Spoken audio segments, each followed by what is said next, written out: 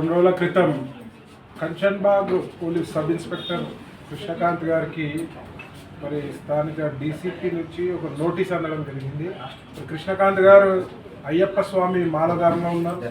మరి ఆ notice memo ఇవ్వడం జరిగింది. మెమోలో గడ్డాలు పెంచొద్దు, సివిల్ దుస్తులలో మాలధారణ దుస్తులలో రావద్దు, మరి ఒకవేళ మీరు మాలధారణ చేయాలనుకుంటే లీవ్ పెట్టుకో అని చెప్పి సంబంధిత అధికారి మెమో జారీ చేశారు.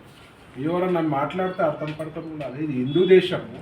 40 రోజులు లీవ్ పెట్టుకోమంటే మీరు లీవ్ ఇస్తారా? 40 రోజులు ఒకవేళ ఇచ్చిన పే ఆఫ్ లాస్ ఎవరు కావాలి?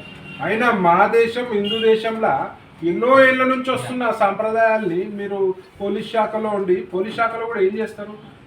ఖాకీ యూనిఫామ్ వేసుకొని నల్ల రంగు కండువా వేసుకుంటారు. అందులో తప్పు లేదు. చెప్పులు వేసుకోరు, తప్పు లేదు.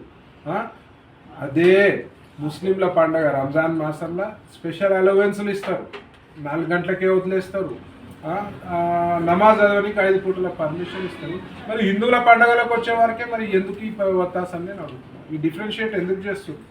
మరి హిందువులందరూ కూడా మరి అయ్యప్ప స్వాములు కానీ హిందువులందరూ కానీ మరి రోడ్డు మీదకి వస్తే మాత్రం పరిస్థితులు దారుణంగా ఉంటాయి. మరి ముఖ్యంగా పోలీస్ శాఖ లా అండ్ ఆర్డర్ కంట్రోల్ చేయాల్సిన పోలీస్ శాఖలో ఇట్లాంటి తప్పిదాలు జరిగితే మాత్రం ఏ హిందూ సంఘాలు కూడా ఊరుకునే పరిస్థితి ఉండదు.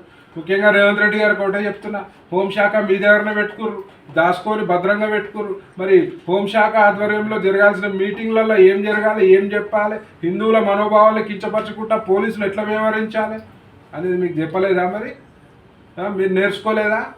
మిమ్మల్ని అడుగుతున్న రేవంత్ రెడ్డి గారు తక్షణము ఒక రివ్యూ మీటింగ్ పెట్టుకొని ఇట్లాంటి చర్యలు పునరావృతం కాకుండా చూసుకోవాలి. అంటే మాత్రం ఆల్రెడీ మీరు చెప్తారు కాంగ్రెస్ అంటే ముస్లింలు అంటే కాంగ్రెస్ అని. ఆల్రెడీ మొత్తం హిందువుల మనోభావాలు దెబ్బతిని ఉన్నాయి. గుళ్ళపై దాడులు జరుగుతున్నాయి, విగ్రహాలు ధ్వంసం చేస్తున్నారు. ఆల్రెడీ మీపై దునియా నెగిటివ్ ఇంపాక్ట్ ఉంది. మరి కొత్త రూల్స్ తెచ్చి మరి పోలీసు వాళ్ళు అయ్యప్ప స్వామి మాలేసుకోవద్దు అనే రూల్స్ తీసుకొస్తే మాత్రం బాగుండదు. అందరూ కూడా మరి రోడ్డుపైకి వస్తే మాత్రం మీ ప్రభుత్వం తీరు మాత్రం తీవ్రంగా నిరసనిస్తారని చెప్పి ఈ హిందూ సమాజంలో మీరు హిందూ ద్రోహిగా మిగలొద్దని చెప్పి మనస్ఫూర్తిగా కోరుకుంటున్నాను. జై శ్రీరామ్.